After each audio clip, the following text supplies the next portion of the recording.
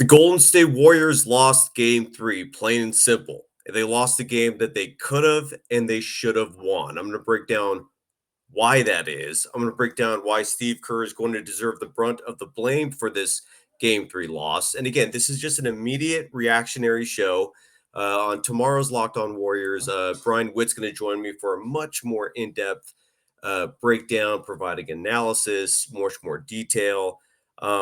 But there were some very obvious mistakes that were made in this game tonight. A game that, again, I really think was winnable for the Warriors, especially when you consider they took a lead late in the third quarter. When you're leading that late in the game, in game 3 of the NBA Finals, you got to seal the deal. And for the Golden State Warriors, that did not happen. We're going to break down why. I'm going to answer questions. I'm going to answer comments. Bring it to me, folks, please. I know people are going to be frustrated. I'm frustrated. I'm feeling horrible. We're going to get into all of this next. This is Locked On Warriors. You are Locked On Warriors, your daily Golden State Warriors podcast. Part of the Locked On Podcast Network, your team every day.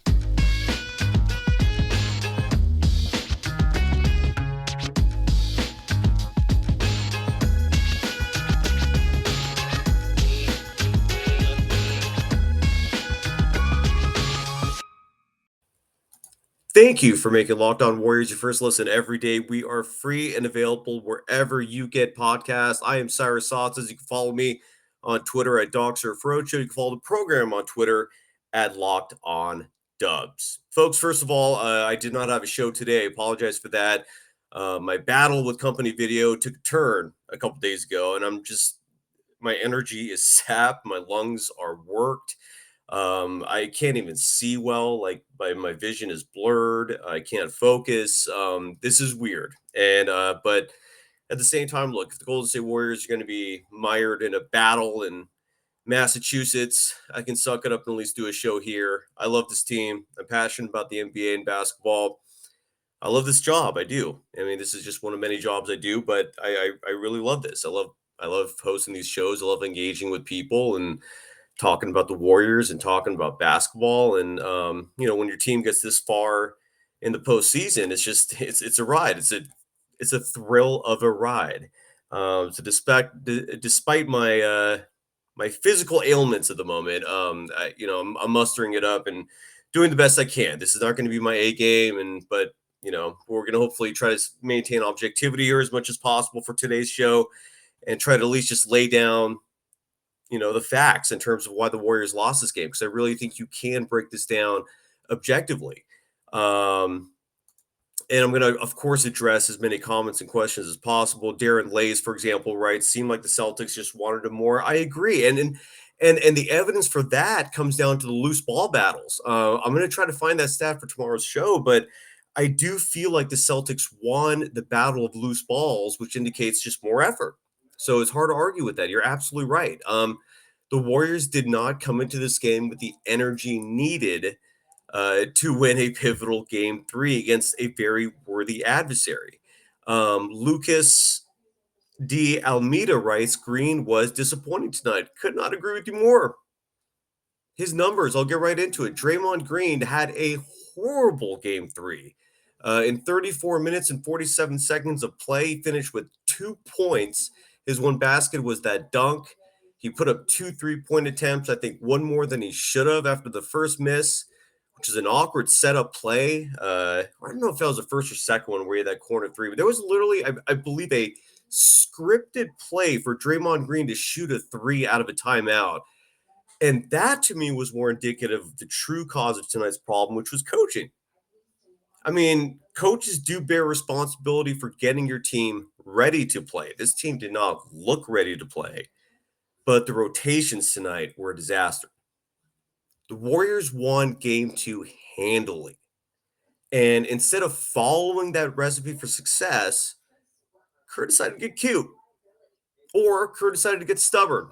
I don't know how to label it exactly, but Draymond Green, by the way, just finished up his stat line for this horrible game he had. 1 for 4 from the field, 0 for 2 from 3 again. He had 4 rebounds total on a night where the Warriors were killed on the glass. And oh yeah, he fouled out. Now the foul out was kind of ridiculous on its own. I do think the officiating was atrocious in tonight's game. But again, when you lose by 16 points, even though the officials can swing at the momentum of a game, there's obviously bigger problems than just officials. But I mean, from an officiating perspective, I mean, look, 23 personal fouls were called on the Golden State Warriors tonight, just 17 on the Boston Celtics. In terms of trips to the line, the Warriors had 15 free throw attempts, 24 for the Boston Celtics. Now that's important. I saw a few times where Stephen Curry attacked the rim, got fouled, didn't see a whistle. I actually forgot on that 4-point play, and maybe someone in the comment section can enlighten me. I actually forgot. And again, this is where, I'm not this COVID thing is killing me, man. I'm not joking. It's just messing me up bad. Well, I cannot remember if I know the officials reviewed the Al Horford putting his foot under Stephen Curry. I can't remember if they called a flagrant on that. They should have. I'm looking at the comments right now to see if anyone adds anything to that real quick. I'm reading all this.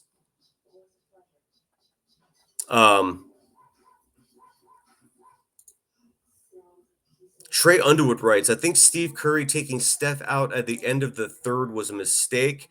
He's been doing this where he instead of playing the hot hand, he disrupts it for some reason. Again, this was a bad Kerr game.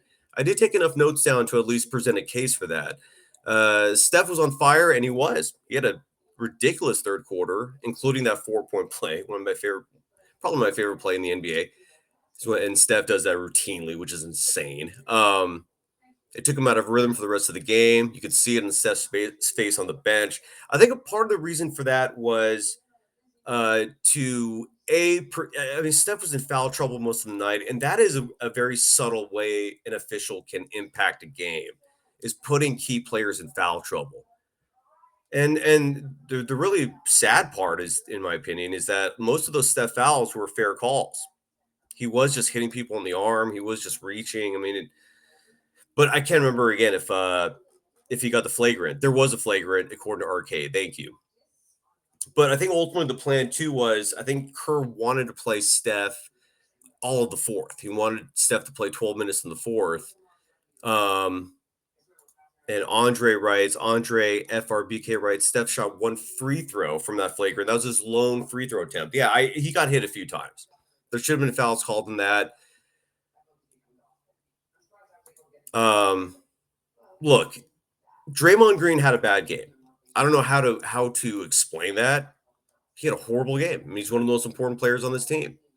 And when he's scoring 2 points, in game 3 of the NBA Finals, when he's only grabbing 4 rebounds on a night where the team is getting killed on the glass, 47-31, including 15-6 on the offensive side of the ball. That's where I thought the Celtics really murdered the Warriors. They were getting a lot of second chance opportunities, and those create momentum while simultaneously killing the momentum of the other team, in this case being the Warriors. It was not a good look for Kerr. I mean, and I'll just real quick get into this. Actually, let me first give some love to Sakara, and then I'll explain to you why Kerr really messed up tonight, and then I'm going to address questions, bounce out, because this is just ugly. But I'll try to get into this as much as possible. Sakara, by the way, on a lighter note, helps you feel amazing. It's all about nutrition with them. Sakara helps you live a healthy, balanced lifestyle and truly enjoy it with delicious, plant-rich, transformational nutrition that builds a foundation for living in your best body. Now is the time to seek wellness, joy, and abundance in all areas of your life, starting with what you eat. With Sakara, you get nutrient-dense meals, snacks, and supplements that nourish your body without ever sacrificing taste or quality. Sakara is a wellness company anchored in food as medicine on a mission to nourish your body through the power of plants. And right now, Sakara is offering our listeners 20% off their first order when they go to sakara.com/lockedon20 or enter the code lockedon20 at checkout. That's Sakara, SAKARA.com/lockedon20 to get 20% off your first order. Sakara.com/locked-on-20.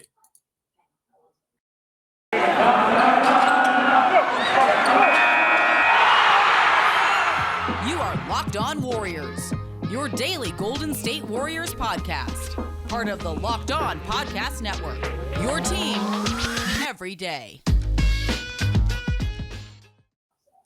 Thank you for making Locked On Warriors your first listen every day. We are free and available wherever you get podcasts. I want to quickly add the Ultimate NBA Mock Drafts show starts June 16th with over 50 insiders. Nothing equals the Ultimate NBA Mock Draft, the Locked On NBA Big Board draft experts, plus the Odyssey insiders. First pick is June 16th. Search Ultimate NBA Mock Draft and follow now so you don't miss a pick. I'm Cyrus Saatsaz. You can follow me on Twitter at DogSurfRoadshow. And Mike writes, thanks for making me laugh. I think Draymond needs some of those Sakara meals. Again, I don't know how to explain Draymond playing the way he did tonight. It was an awful game. It was an awful game. Now I wrote a lot of notes because I think Kerr made a lot of mistakes tonight. And the reason why I think he made a lot of mistakes was because the success that the Warriors found in game 2 was very obvious. But for some reason, it wasn't replicated. For starters, like Stephen Curry was killing the Celtics in game 2 with the pick and roll. Steve Kerr typically has an aversion to that. He prefers, off the ball movement. He prefers the split action. He prefers constant movement until the right shooter is found and the right opportunity is found.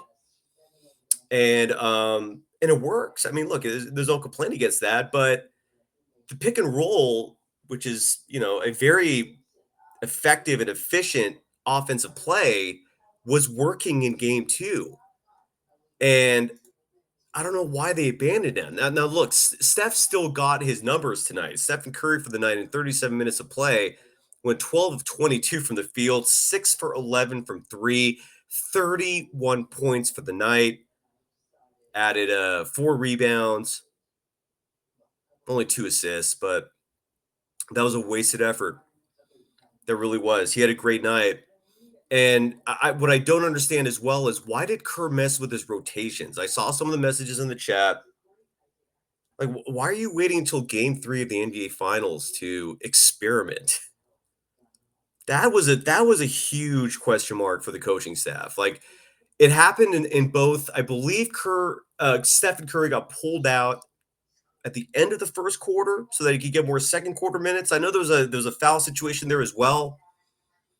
But as someone mentioned earlier, he also got pulled out late in the third so that he could play more of the fourth.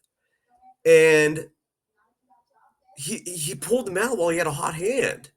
And I guess, look, my point is, like, I could see the logic behind what Kerr was doing, letting Steph play more minutes in the second and fourth quarters. But why are you doing this now? Like, why are you pulling these experiments in game 3 of the NBA Finals when you didn't pull that stuff in game 2 and you were fine? You were fine. Like, why are you trying new tricks this late in the game? Especially when you had something effective rolling. So I wasn't stoked on Stephen Curry's rotation minutes being messed with, which is what they were. I was not happy with the team pulling back from the pick and roll. That could have gotten Draymond Green more involved in the game as well. And instead of getting Draymond rolling with that, because Dre loves the pick and roll also. If anyone is a perfect pick and roll partner for Stephen Curry, maybe beside Klay Thompson. I mean, that's just where those three are just, their experience really comes through and shines. Why are you not doing that to get Draymond Green more involved, more engaged, building his confidence defensively? Because he was having a horrible game. Now, another thing that I saw that was just disturbing was Klay Thompson, who offensively finally had a good night. And he did. I mean, the box score for Klay Thompson tonight, he played 39 minutes. Not the greatest field goal percentage, 7 for 17 from the field, 5 for 13 from 3, hit all 6 of his free throws, finished with 25 points. But he was actually pulling higher rebounding numbers earlier in the series. Tonight, He had a total of 3 rebounds and added 3 assists to that. Only got called for 1 foul. I mean, the Warriors are in foul trouble all over the place, but not Clay. But my issue with Clay is, why was Clay routinely defending Jason Tatum and Jaylen Brown? They found something that worked in game 2 for him defensively. They were hiding him defensively on Al Horford. That was working. Why did you decide to go away from that? And I was really watching closely when I first saw this. I was like, what is going on here? Like, are they trying to create the switches, create the matchup so that Clay ended up on Tatum or Brown? But no, that was his assigned man. And I don't get why that happened. And that's where I think that is a huge failing on the coaching staff. Al Horford, by the way, he didn't have a monster game tonight, but he did damage. He had 11 points, 8 rebounds. He was one of the huge reasons why the rebounding battle was won by the Celtics tonight. But I don't understand why Klay Thompson was put in these defensive situations that in game 1 didn't work. And instead of like looking at game 2 and going, oh, wow, okay, so Klay Thompson defending Al Horford, defending Grant Williams, defending Robert Williams III, that's working. Wow, we found a recipe for success. Let's not do that again. Like, why? I was very confused. And so that was baffling to me. Incredibly baffling to me. Now, I'm going to get into like the biggest reason why I thought Kerr just completely, he had a horrible coaching night. And I'm going to get into that in just a second because the Warriors failed to utilize their biggest strength.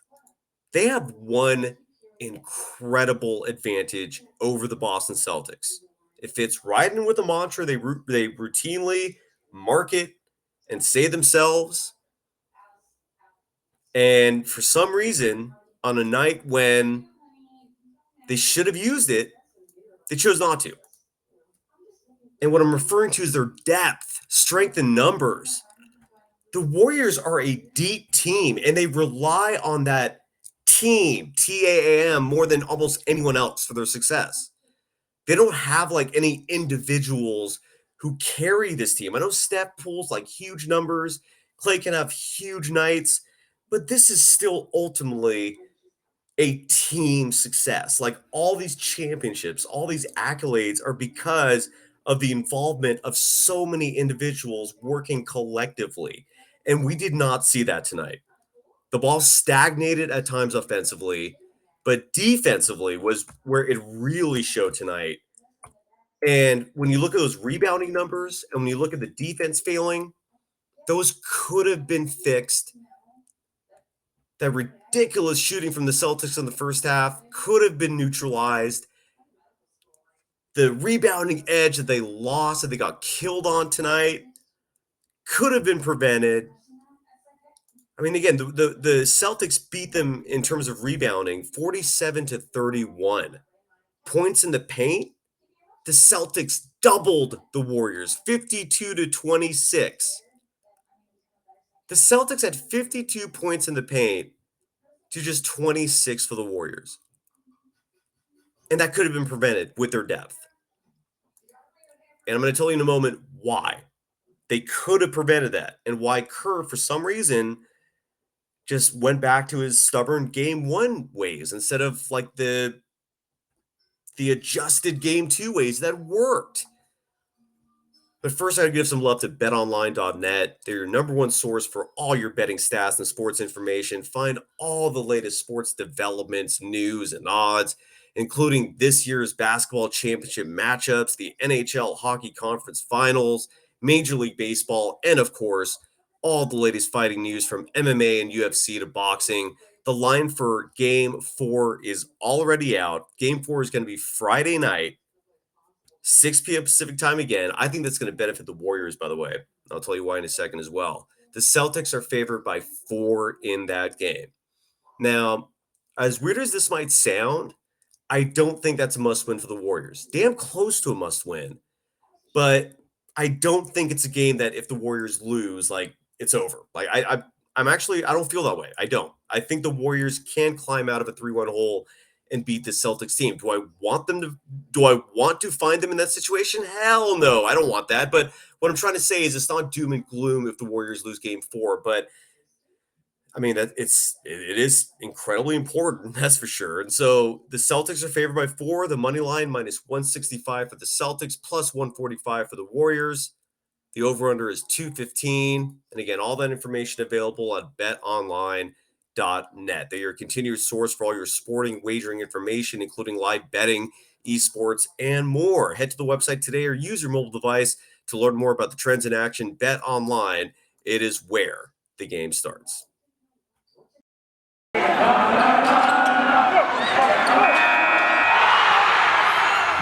are Locked On Warriors, your daily Golden State Warriors podcast. Part of the Locked On Podcast Network, your team every day. Thank you for making Locked On Warriors your first listen every day. We are free and available wherever you get podcasts. I'm looking at the chat questions tonight. I'm trying to see if there's just anything in here that is enlightening. Because I'm going to touch on a lot of this stuff in just a moment if I haven't already. Trey Underwood writes, Looney should have got more minutes than Draymond tonight. Looney should have matched minutes with Robert Williams. That I agree with 100%. I don't know why that didn't happen. He's our best matchup for him in all honesty. I'm looking at the box sheet right now because Robert Williams had his best game of the series by far. He played 25 minutes tonight. He was 4 for 5 from the field. Most of those were easy baskets right at the rim. Again, he's not an outside shooter. He also grabbed 10 rebounds. His plus minus was 21 tonight, leading all players. And Looney, who has been matched up with most of the series, responded with 16 minutes. Why is Kerr giving Robert Williams 9 minutes on that floor with no one to match him up with? You're absolutely right. That was astounding. Like, Looney did not have a bad game. I thought Looney actually was okay out there. And for a team to get killed on the glass like that, and Looney is clearly your best rebounder, you're only going to give him 16 minutes? Good call, Trey Underwood. I totally agree with you on that. No, I'm not buying into this Han Solo Dolo, who writes, I want this to be done already. Just give the Celtics the trophy already. Hell no. If there's anything, here was my initial feeling when the first half ended. I was looking at the score. I think the Warriors are down 12. And all I was thinking was, the Warriors are down 12 despite the Celtics shoot. I think they shot like 73% from the field in the first half.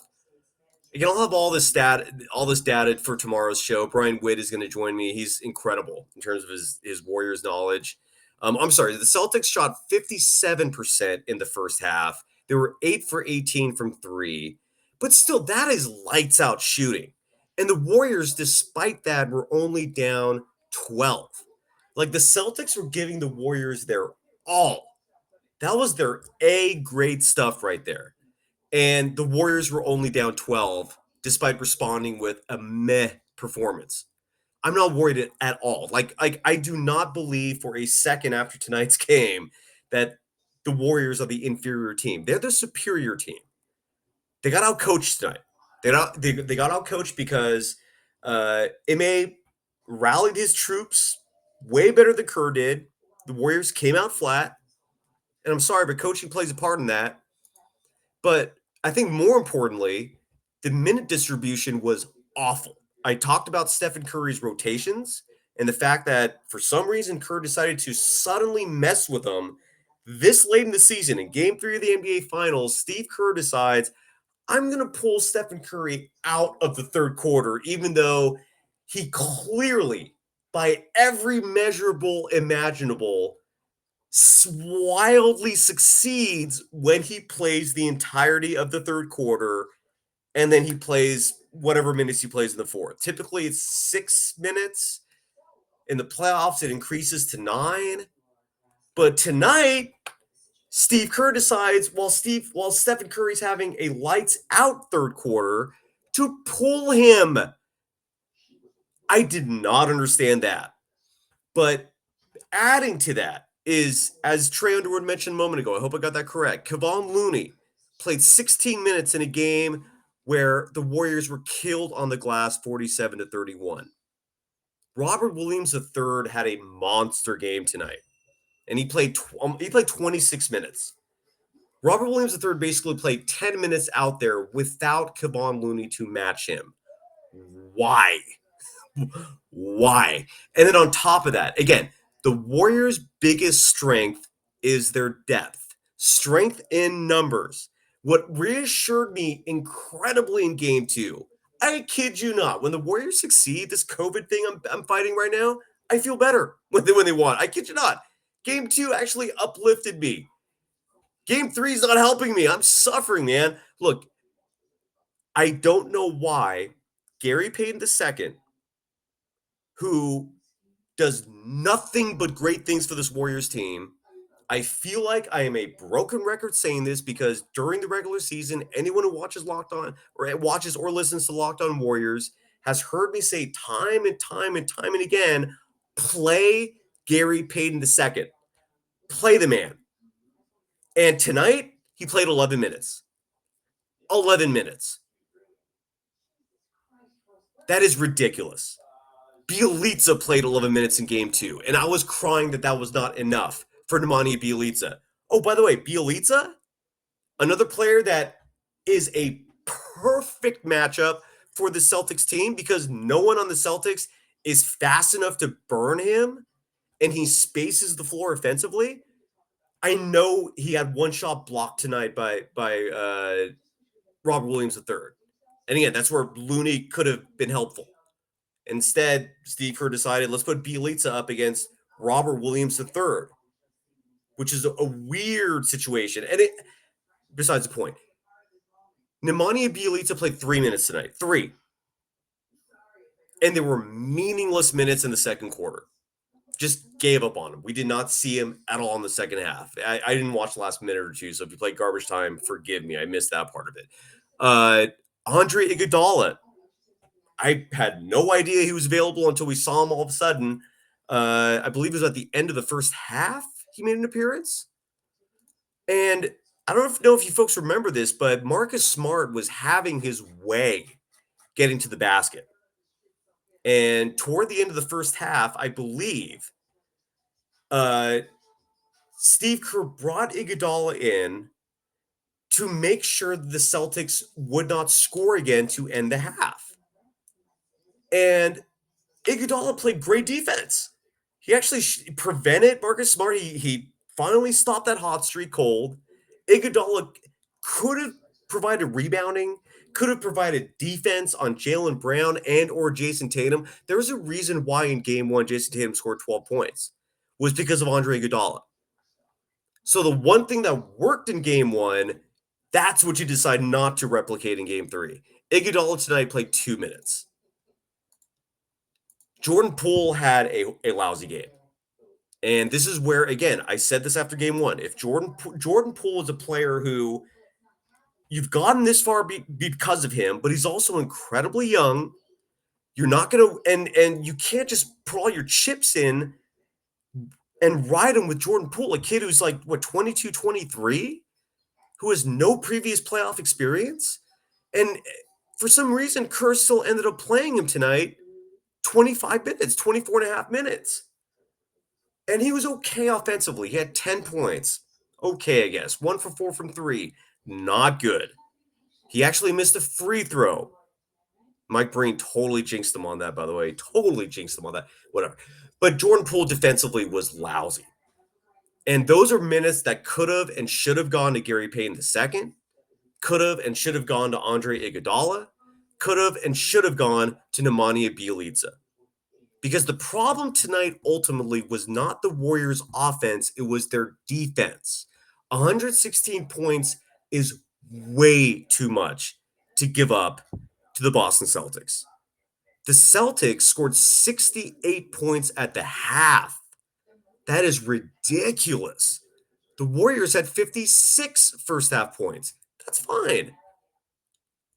The only reason why the Warriors offense is going to look bad on the stat sheet is because it shows 100 points because they had 11 fourth quarter points. but the game was over by then. I mean, their defense is what failed them. Rebounding is synonymous with defense. And Nemanja Bjelica could have helped with rebounding. Andre Iguodala could have helped with rebounding. Kevon Looney could have helped with rebounding. But for some reason, the minutes were not given to him. Andrew Wiggins, by the way, did not have a great game, especially from an offensive perspective. He went 1 for 6 from 3, finished with 18 points. But defensively, he was just okay. And that's where on tomorrow's show, I'm gonna break down his defense on Tatum and Jaylen Brown, especially because Tatum and Brown, and Jaylen Brown particularly, had a big game. I mean, I think that the Celtics rode him to this victory tonight. He played 39 minutes, 27 points. He also had 9 rebounds, go with 5 assists. And the Warriors just did not have an answer for him. Draymond Green was playing him. Draymond Green, again, he had a horrible game. That I don't know what to tell you about. You do live or die with Draymond Green. That's how it rolls. But Draymond had a lousy game. But you could have overcome that with your bench. You could have overcome that. So Draymond played 34 minutes tonight out of a 48-minute game. You could have the other 14 minutes given those 14 minutes to Andre Iguodala. You could have given Kevon Looney more than 16 minutes tonight.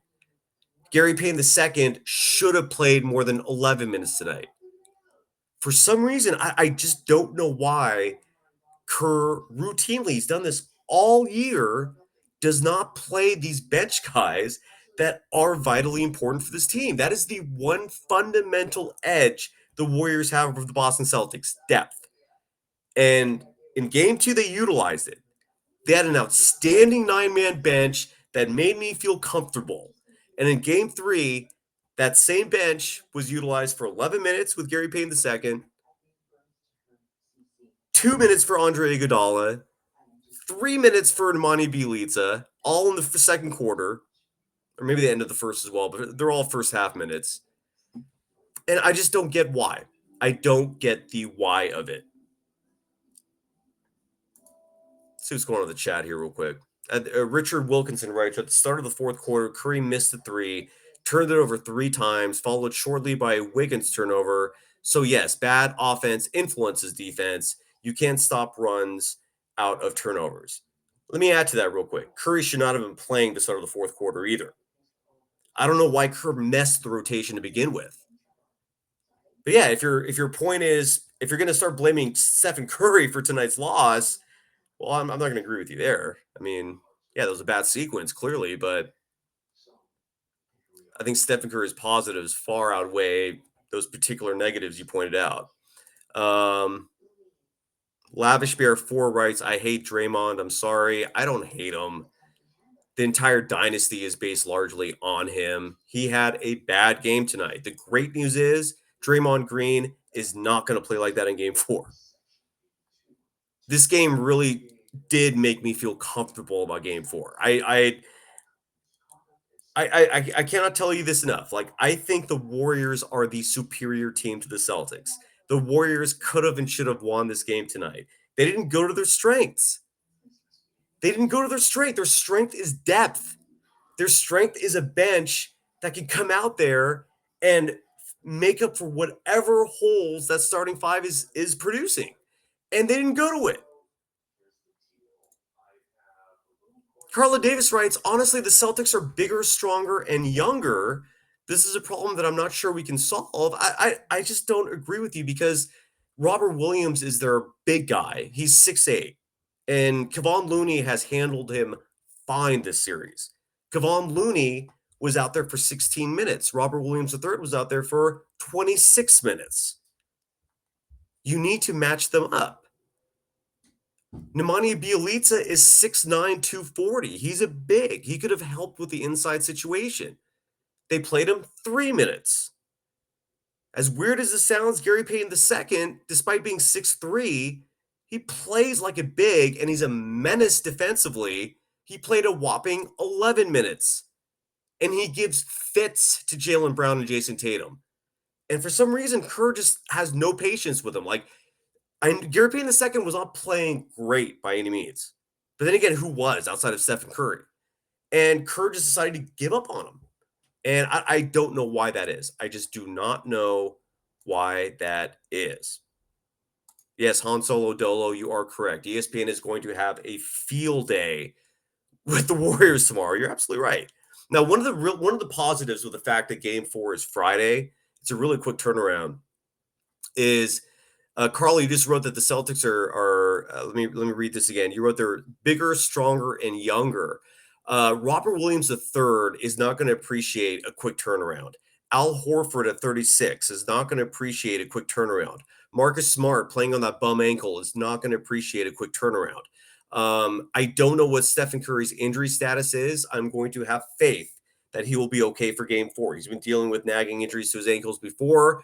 Let's just hope that he can power through that. But I do think that the short turnaround from Game 4 is going to be advantageous for the Warriors, and I do think the Warriors will win Game 4. I do. I really do think so.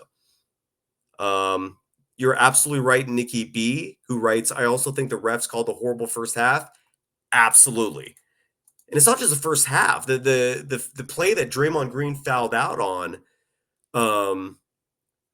was like a scrum in the fourth quarter. I don't know if you folks remember that. That should have been a jump ball called immediately. They just let them just wrestle on the ground endlessly, and then after like I kicked out like 10 seconds of who knows what was going on down there, the same play that Stephen Curry got injured on, suddenly Draymond Green is called for 6th foul and he's out of the game. No, you're right. The refs were atrocious, and the measurables do confirm that. The Warriors, outside of, I believe, 2 games of this postseason, have been called for more personal fouls in every game, and that's not different tonight. They were called for 23 personal fouls versus 17 for the Celtics, and that played in Kerr's mind a little bit too because Stephen Curry was in foul trouble. And in terms of free throw attempts, the Celtics had 9 more. Yeah, the officiating was atrocious. And Mike writes, Ryan over on the Krug Show is ready to concede the series to the Celtics. I'm going to jump over there in a second. He annoys me sometimes, man. He doesn't know basketball. I'm sorry. Like his entire basketball knowledge is based on reading or listening to Bill Simmons and people at the Ringer. And if that's your entire basis for basketball knowledge, you're just not going to be that astute. Let me see anything else going on in the chat. Thomas Hardy writes, do you think the Celtics' size is a problem for the Warriors? What happens if the Warriors have a poor shooting game? Again, Nemanja Bjelica was brought in to help with that. He played 3 minutes. Kevon Looney has been an outstanding rebounder for the Golden State Warriors this postseason. Tonight he played 16 minutes, well below his average for the whole postseason, and especially this series. I don't know why he only played 16 minutes. That was weird. Andre Iguodala, who can't play like a big. I mean, he's like 6'7", 6'8", played a whole 3 minutes. Otto Porter Jr. had a great game, by the way. I do want to give him kudos. He was solid. He was very solid.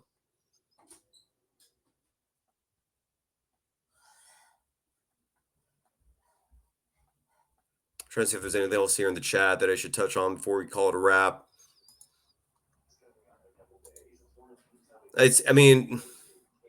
Again, Jordan Poole is a player that I do think if defensively he's not showing up, and offensively if he's not effective, he was not very effective tonight. You got to take those minutes away. You have to. I mean, the bottom line tonight was minute distribution was awful. The Warriors were leading that game late in the third quarter. Folks, if the Celtics are such an amazing team, and if you think they're better than the Warriors, they would not let the Warriors come back in that game. The Warriors had that game. They were ready to pull away, but for some reason, Steph takes Stephen Curry out of the game. For some reason, Steve Kerr doesn't play Gary Payton II. For some reason, he doesn't play Andre Iguodala. He doesn't play Nemanja Bjelica. He lets Robert Williams III just have his lunch in the paint all day instead of putting Kevon Looney out there to match up with him. The only player that truly laid an egg that there's no excuse for is Draymond Green. And I promise you, he is going to have a comeback game in Game 4. He's not going to play like that. The Warriors are a very intelligent team. That much I can tell you. They study film extensively. And they're going to look at this game and realize, wow, we screwed up with the minutes we gave people. Draymond is going to realize, wow, we should have run the pick and roll much more frequently in offense with me and Steph because that worked in game 2. Why didn't we do that in game 3? They're going to fix the holes. But what bums me out is that they found a recipe for success in game 2. And instead of using it again and forcing the Celtics to beat that, they went back to some of their game 1 stuff. They decided to try new things in game 3. I don't get it. Lavish Bear the 4 writes, we stay playing with our food. We should be up 2-1. The Warriors should be up 2-1. You're not going to sit Draymond Green. For anyone suggesting that, that's a fantasy land you're going into. Like you can have fun on your own cloud up there floating around. That's not reality. Like Draymond Green is not going to be benched. The Warriors ride and die with Draymond Green. Okay, he had a bad game. And that part of it, again, the coaching staff has to take responsibility for not having this team ready for the Celtics tonight because they didn't look ready. They did not look ready. Lavish Bear, I keep giving you love for tonight, right? So you got to admit, if we don't perform in game 4, it's over. I will not admit that. You're forgetting already the 3-1 comeback against the Thunder. The Warriors have lost game 1s 3 times during this dynasty era. They lost game 1 to the Thunder, same series where game 6 Clay emerged. They lost game 1 to the Raptors, a series where injuries doomed them, and then now we're in this situation. I'm not going to write this team off, even if they're down 3-1. I'm not, especially given they have home court advantage. Now, it's not a comfortable position to be in, and I don't think they're going to find themselves in that position. But no, I'm not ready to write them off to lose game 4. I don't think they're going to lose game 4. Let's see if I got through all my notes before we call it a wrap here. Yeah, it's just, I think I covered everything.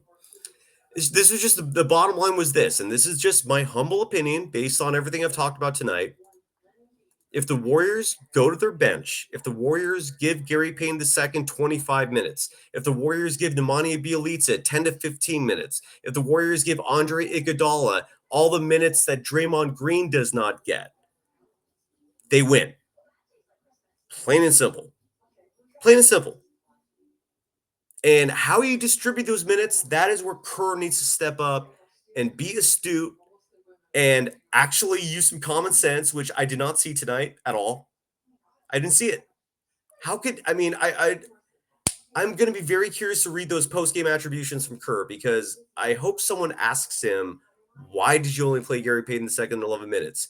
Why did you only play Kevon Looney 16 minutes? Why did you play Nemanja Bjelica only 3 minutes? Why did you only play Andre Iguodala only 2 minutes? It's frustrating, folks. It is frustrating, folks. Ricardo Davidson writes, Steph did the post-game interview. Well, a few people will. Kerr, the head coaches always do the interviews, and they usually pick 2 or 3 players on top of that. So it's going to be Steph. It'll probably be Clay. Trae Young, do not have a bad feeling about game 4. I'm actually very confident that the Warriors are going to win game 4. Very confident. I still maintain that the Warriors are the better team. They got just out-coached and out-hustled tonight. I mean, Marcus Smart had a great game. He had a great game. The Warriors just simply did not address that. They were just letting him drive through the lane over and over and over again. They finally brought out this lineup at the end of the second quarter that was a defensive-heavy lineup with Iguodala in there. I think Gary Payton II was in there. They finally put a stop to that, and they just went away from it. Andrew Wiggins has to have a better game. I don't think his defense was good enough to make up for his shortcomings offensively. You can't shoot 1 for 6 from 3. That's horrible. That's really bad. But I still maintain confidently that the Warriors are the better team. But this Celtics team is very good. They're damn good. And you got to bring your A game every night. The Warriors just did not bring their A game. Yeah, I agree. And I've touched on this earlier in the show. King David. They should have kept Stephen Curry in the third. He should have played the whole third quarter. I do not know why Stephen Curry was pulled. I know why. He got pulled so he could play more minutes in the fourth, but why are you pulling these shenanigans in game 3 of the NBA Finals? That is an experiment. The tried and true formula is play Steph all of the third, and then if you have to give him extra minutes in the fourth, so be it. We're in the NBA Finals. I did not get that. And he was on a heater in the third. I don't know why he got pulled. NRG Manifest writes, we were in control of a large chunk of games 1 and 2 and took a lead late in all 3 games. I'm not worried. No dubs in 5 anymore, but the series is definitely winnable. There you go. Thank you. I agree with that. Trey Young writes, no one wants to hear this, but the Celtics are the better team. I don't agree with that. The team there is more set. Tatum is the number 1 scoring option. Jaylen Brown is the number 2 scoring. That doesn't even make sense. Okay, Trey, you're done for the night. Daniel writes, you think it's better for the Dubs to take game 4 in Boston rather than game 3? I don't think it matters. You continue on. I felt like in Boston it'd be 1-1 and game 4 is a better win for the Warriors. Not worried at all. Yeah, Daniel, I'm with you. I'm not. That's my point. I'm not worried. Okay, I didn't come out of this game thinking like, oh no, like the Warriors have met their match. Like, no, I'm not feeling that way. I'm sorry. JFR writes, is Steph injured? Don't know that yet. Recording tomorrow with Brian Witt. Full-on episode where we'll have a lot more information about Stephen Curry. Brooklyn 1183 writes, put Kuminga in. I wouldn't be opposed to that when Jordan Poole is playing like he did tonight. Clearly there is game 1 Poole and game 2 Poole. And my point, and if I'm not clear enough, I'll say it again. If game 1 Poole is showing up, pull him out of the game immediately. All right? And if game 2 Poole shows up, play him. And if game 1 Poole shows up, yeah, try out Kuminga. I'd actually prefer Moses Moody over Kuminga because Moody has really shown that he's comfortable in big game situations like the Western Conference Finals. Rain King GW writes, Bielitsa would have been banging his love handles all over Williams. And in all honesty, Bielitsa actually matches up well more so with Horford. He matches up well with Grant Williams. He matches up. I mean, he was even defending Tatum decently in game 2. Just give him a shot. Players sometimes need time to develop rhythm. Ricardo Davidson writes, Steph says it's not as bad as last time. Yeah, I'm not overly worried about him. Dre D writes, Kerr's coaching sucked in this game. Yeah, I agree. That's been the point of my show tonight. And ultimately, yeah, you're right. Gina loves Cali. You're right. The Warriors would have won tonight if their shots just went in. But it's amazing how they caught up. They were like almost 15 points behind. More specifically, Gina, they were 18 points behind. The Celtics had an 18-point lead on the Golden State Warriors in the first half. And the Warriors took the lead 83-82. And it would have continued on if Steve Kerr would have realized that, oh, yeah, we need to focus on defense here. We need stops. We need to prevent the Celtics from having second chance opportunities, which are momentum killers. The Boston Celtics tonight had 15 offensive rebounds. 15. That means there were 15 times where the Celtics put up a shot, they missed, and instead of the Warriors running it back, the Warriors have to watch the Celtics get it and then run a whole new play and exhaust themselves, and then who knows what happened that second time. Offensive rebounds are killers, and the Grizzlies are a better offensive rebounding team than the Celtics ever will be, and the Warriors figured that out. And why they let the Celtics run amok with offensive rebounds tonight is beyond me when you have players like a Kevon Looney, Draymond Green, again, he just laid an egg, but with Draymond, you live and you die with him. That's the bottom line. But you can still live and die with him and adjust around him. You can also set him up for success That's where, again, I don't understand why the pick and roll, which worked in game 2, wasn't implemented nearly as much in game 3. It's such a simple, effective play. And when Steph and Dre run it together, Dre thrives in it. Why not continue that? YK Avenue writes, you won't admit it's over until the Celtics are holding up the trophy, huh? Well, I mean, look, the Warriors, when healthy, when the core of the Warriors team is healthy, they've never lost in the postseason during this dynasty era.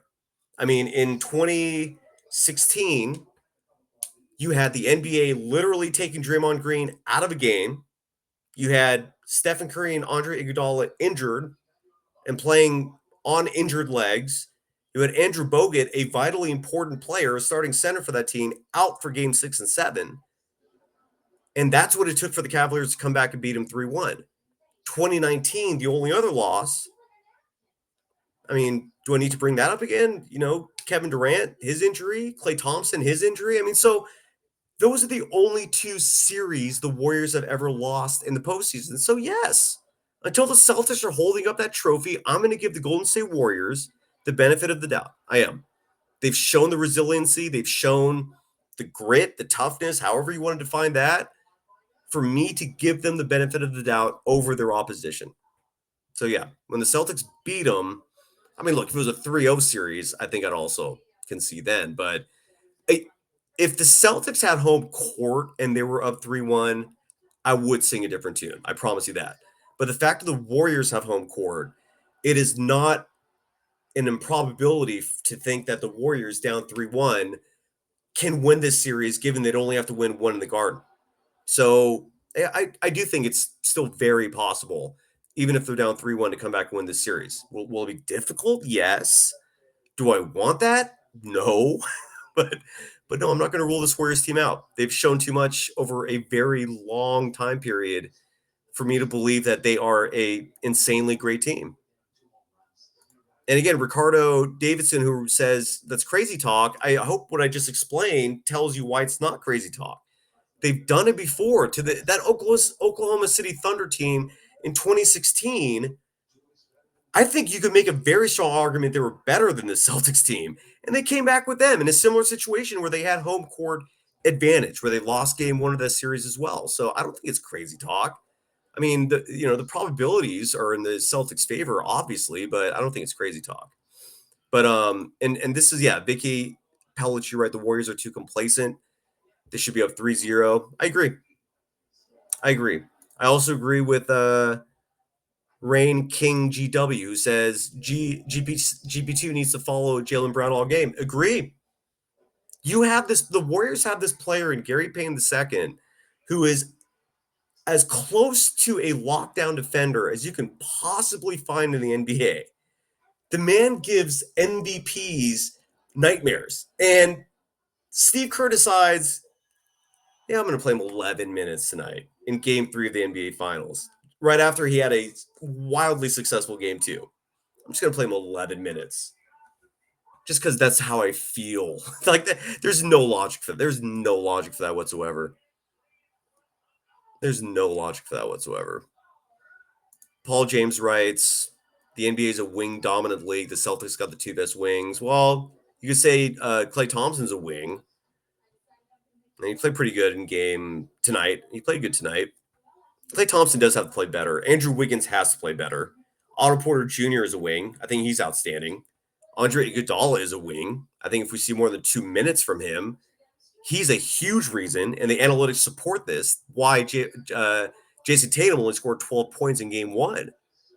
And Steve Kerr's response to that, apparently Iguodala was healthy enough to play, is, we'll play for 2 minutes. And by the way, those 2 minutes were effective. So I don't buy that. The Warriors' depth should be able to handle that. I can't even pronounce your account name, but someone writes, shut it, Celtics in 6. We shall see. So I'm guessing Celtics fans are coming in now. All right. That is the sign that this should be over. This show is done. Ricardo Davidson writes again, Klay was a better player back then, Cyrus. He wasn't coming off 2 injuries. true, but are we forgetting Game 6 Clay against Memphis? Are we forgetting Game 6 Clay and Game 5 against Dallas? I'm not going to lose faith in Clay, man, until it's over. I'm not. And then Dre D writes, I hope Steph's foot is okay. I hope so too, from what other people wrote in this comment section. He apparently is. I'm going to go join Larry Krueger for 3 minutes, where I'm guessing some other defeatists are going to be in there. Again, it's just one game. It's a 7-game series. The Warriors are down 2-1. People are acting like it's over. It's far from over. The Warriors were leading late in the third quarter. It's just Steve Kerr just needs to understand that he has players on this team that match up tremendously well with the Celtics, and he needs to give them minutes. Trey Underwood writes, Steve Kerr seen GP2 got beat a few times in the first half and pulled him faster than I've ever seen him pull Jordan Poole for his horrendous defense. Agreed. 100% agree. Yeah, Gary Payton II, it wasn't like the greatest first half, but you can't just give up on him that fast either. I'm sorry. So, anyways, I'm gonna go join Larry Krueger at the Krug Show tomorrow. Brian Witness will join me. Brian Witt, I'm sorry. You can follow him on Twitter at Witnessed with an extra T in there. But Dub Nation, look, if you're a member of Dub Nation, do not lose hope. It's just one game again. I predicted from the start of this, if the Warriors are not healthy, it's going to be Warriors in 7. It is tracking in that direction. I am very confident the Warriors will win Game 4. I will say that. This is a very smart organization. This is a team and organization that adjusts accordingly. Although they did not tonight. I don't know why, but I really think they're going to come out in Game 4. I think the short rest between the two games is going to benefit the Warriors, given that Robert Williams III had his best game of the series by far. Al Horford at 36 has openly admitted he can't handle these quick turnarounds. Marcus Smart, I don't think he's going to come back and put up another night like that. Marcus Smart was incredible tonight, but his 24 points included 8 of 17 shooting from the field. He had 7 rebounds. I do not see him playing like that again. Grant Williams was putting up points. Grant Williams was in double digits. That's not the norm.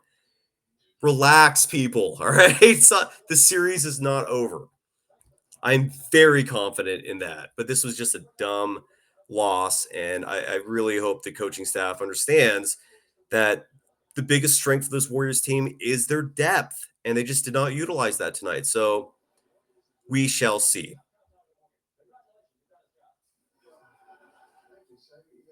All right. I'll be back tomorrow. Follow me on Twitter at DogSurfRoadshow. Follow this show on Twitter at Locked On Dubs. Thank you so much for participating. Thank you so much for joining me. Again, I'm sorry for not having my A game tonight. I am not feeling great. This thing is kicking my butt. This stat I like. Dre D writes, Celtics now 15-0 under Scott Foster. If that's true, I don't think we're going to see Scott Foster again this series. I hope not. Jesus, that was crazy. This was a very poorly officiated game. Thank you, everyone. Thank you. Seriously, from the bottom of my heart. And just really, look, I love the Warriors. I don't think they're going to lose Game 4. I'm very confident they're going to come back and take care of business. And then we'll have the best of 3 with the Warriors having home court. So stay tuned. Thank you again. Have a great night, everyone. Thanks. Later.